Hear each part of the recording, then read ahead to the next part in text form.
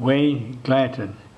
I was born here on South Minneapolis, 24th Street and 4th Avenue, and I lived in South Minneapolis all my life. I'm 94 years old, and I enjoy this neighborhood and the people in it.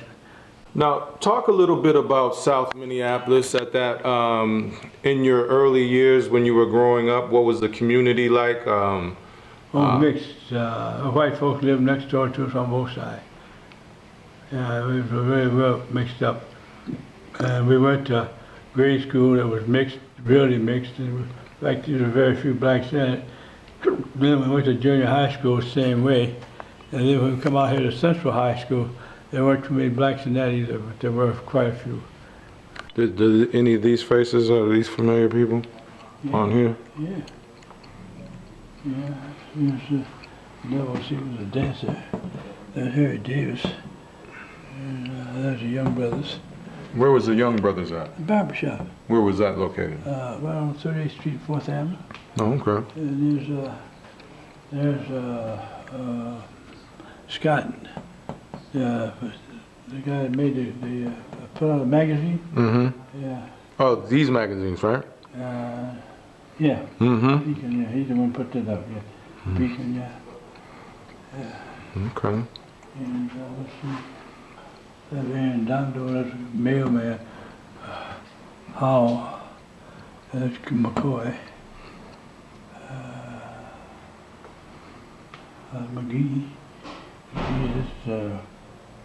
What the heck's her name? Woodward. Mm-hmm. Hey, Woodward, I want to take his wife. Mm-hmm.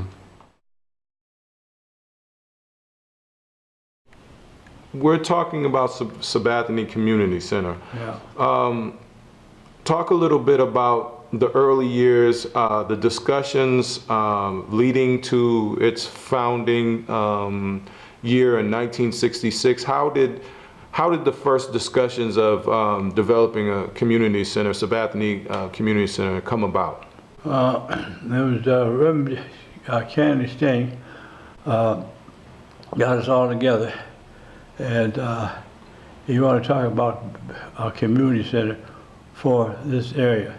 Now, Stanley King was really interested in the youth, as he said they were deteriorating because they didn't have anything to do and there was nothing for them to do. So that's why he was trying to get something started, which he did get started. It was the Sabathani Community Center. And we all agreed with him, and we joined this exploratory committee for a community center.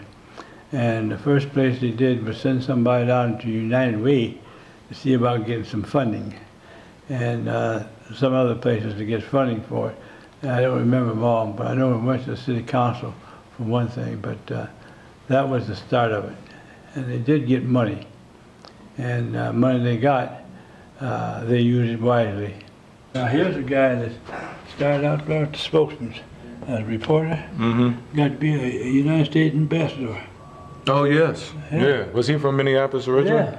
Oh, no. He just came over to get started. Okay. Couldn't get started. Talk about the first site of the first Sabathani Community Center, where it was and how did that come to be? Oh, we met in the basement of the Sabathani Church across the street. That's where we first met, a couple times there. Then we ended up at the house on 38th Street, where the fire barn is now. We was there for a while. And then Gladys Brooks, the altar woman, got Lund to buy us the Ark Lodge, so we had a regular place where we have meetings and stuff. Yeah, that was a building really suited for a place to start a community center. Okay, and then from there, I understand, could you talk about the first, the house that was purchased where the meetings moved outside of the church, and actually there was a site secured which was a home then not too far away from the church? Yeah, well that was Bear, was a plumber, and he ended up at the house, and I don't think he knew what to do with it, so he run into, I think it was Matt Little, and he donated the house for him for the for the community center. That's where they started from. And the reason they started there was we had some incidences out in the street on the corner of 38th Street and 4th Avenue. And we said K. Williams went out and disturbed them and got rid of them. He sent them on home. And that was really the big thing that started us. Now, obviously, Sabathani was founded to kind of be helpful to the youth of the time period. Right, yeah. What were some of the issues that you saw with the youth at that time? We're talking maybe 1967, 68, 69. What was that time period like in South Minneapolis for jobs. They had no jobs for the youth, and the only thing you get was some newspapers or shining shoes or some very low job until controlled data come on the scene, and they started giving out jobs and training them. Control Data was one of the first ones that started training black people for computer and work on computers. And then when they started, Control Data started, then things started changing because then people could get enough money to live off of. They were just out and out prejudice. They just didn't like blacks to excel in anything. That was all it was. That. Coach said, well, we got to cut the track team down because we got too many people on there.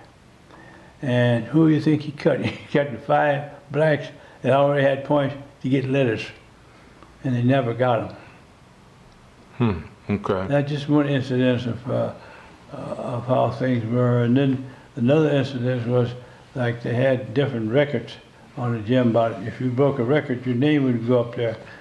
And certain guys would break on records, but the names never went up. The blacks got to start playing football and basketball, and they got to be better and better. Then they started wanting them, the blacks to play. But then the blacks wouldn't play for them. They'd either go to South or some other school. And so finally, eventually, they started coming back.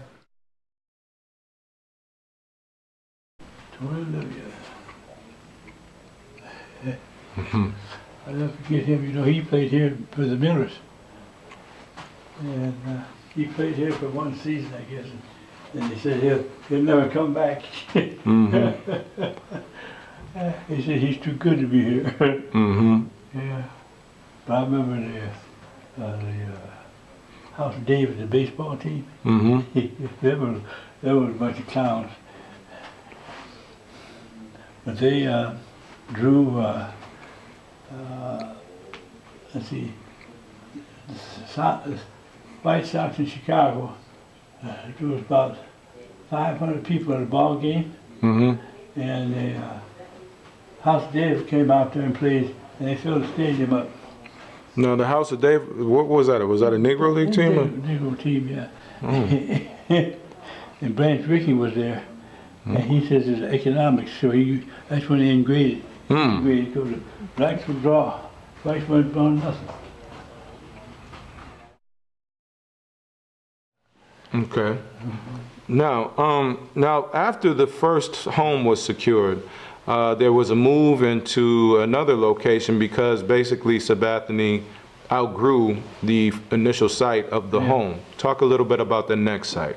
The next site was the Arc Lodge down on 31st and 1st Avenue. And that had it had pool tables there, it had dark room for it, it had classrooms, and it had an office, and it had everything in there you could think of. It was just, but it was small, it wasn't big. And didn't have no great big large room for a large auditorium or anything like that. But it served its purpose. Okay. And what was the support at that time for the move? Obviously, you know, the programs that was offered to the youth of the community I'm assuming there was high participation to even outgrow the location. So what kind of support did you have to secure the next location? Well, the next location? Well, the city bought Arc Lodge. We had no choice. They condemned it and took it. And so then this insurance company on 31st, 1st Avenue and 38th Street, that was for sale. So then we purchased that at a very reasonable price. I think it was $65,000 or something like that. Okay, and so talk a little bit about that location then. After that was secured, the next location was secured out of necessity. Yeah. Go ahead. That location was good. That was nice. We had a big room in there for a large audience, and then we had several offices in there, and there wasn't any parking. I think that was the biggest drawback. And so then finally, Harry Davis came up with the idea of buying this hall here, this Bryant Junior High School, and which we went all through it and seen that what it had and figured that we could, it would be just perfect for us. Okay. Now though all those moves happened probably within a 7-year time period? Yeah, right in there somewhere, 5-7 years, something like that, yeah. Yeah, that's kind of rapid growth. What was the perception of other churches, other communities? You had the St. Paul community, Black community, the Rondo area. You had the Northside community. Was there a sense of support that you felt for this kind of growth within a short period of time? Yeah, oh yeah, there was definitely a lot of support. And this Sabathani worked out so well that they were going to build one up north, a new building. But then they said, no, we don't want no crumb from the white man, so they didn't build it. Now, that one was a power horse. Right here. Oh, right, yes.